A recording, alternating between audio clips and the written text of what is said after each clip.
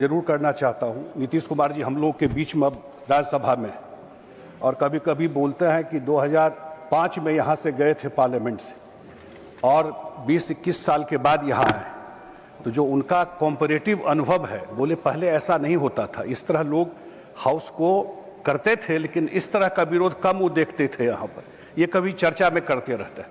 लेकिन 20 साल में बिहार में जितना बड़ा ट्रांसफॉर्मेशन इन्होंने किया है, खास करके कोऑपरेटिव में, जो बिहार में लोग देखे हैं और जानते हैं। सुधा दूध आप जानते हैं उपसभापति महोदय, कितनी महिलाएं आज उससे जुड़ करके वहां पर काम कर रही हैं।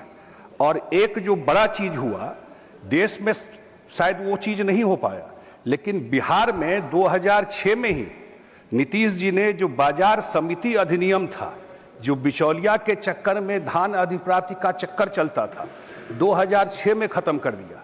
और आज बिहार में सारा धान जो है, सारा अनाज पैक्स से प्रोक्योर किया जाता है और लोगों के अकाउंट में सीधा इस साल ही लगभग 8,000 करोड़ रुपया किसानों के खातों में डायरेक्ट गया है।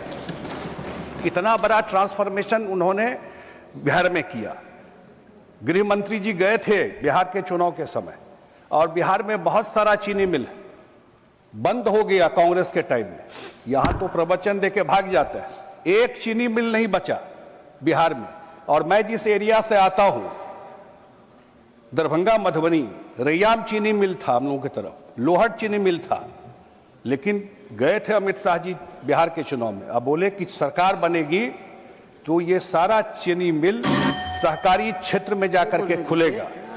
और 1 मिनट केवल टाइम लूंगा।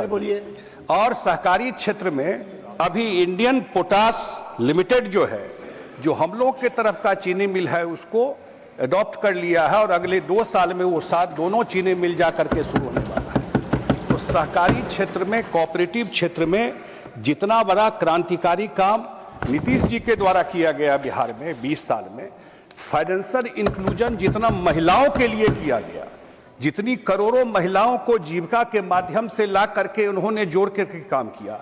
कोई जा करके रिसर्च करे थोड़ा कि 20 साल का जो इतिहास है, शायद 2000 साल में भी महिलाओं के लिए इतना काम बिहार में नहीं हुआ जितना इस 20 साल में एनडीए सरकार ने नीतीश फाइनेंशियल इंक्लूजन की बात कर रहा हूं, और उस सबको सहकारी क्षेत्र में जोड़ करके आज सुधा का प्रोडक्ट हर एक पंचायत में महिलाएं अब सुधा का आउटलेट खोल रही हैं वहां पर।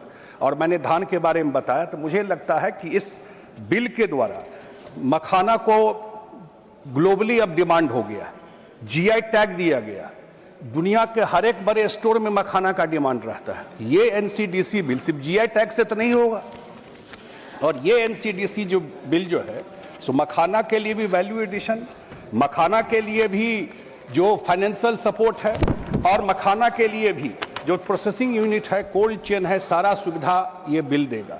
मेरे ख्याल से ये जो एनसीडीसी का नया बिल आ रहा है, वो क्रांतिकारी कदम है सहकारी क्षेत्र में। खास करके किसानों को मार्केट से, बस 30 सेकंड में ख़त्म कर देता हूँ, किसानों को जो मैं देख प्रोसेसिंग और वैल्यू एडिशन से जोड़ने के लिए, कृषि को इंडस्ट्री से जोड़ने के लिए, फार्म को फैक्ट्री से जोड़ने के लिए, फार्मर को मार्केट से जोड़ने के लिए, ये बिल बहुत ही रिवोल्यूशनरी बिल है और हम सब लोग इसका समर्थन करते हैं। बहुत बहुत धन्यवाद। धन्यवाद माननीय श्री संजय जी। माननीय श्री राजेंद्र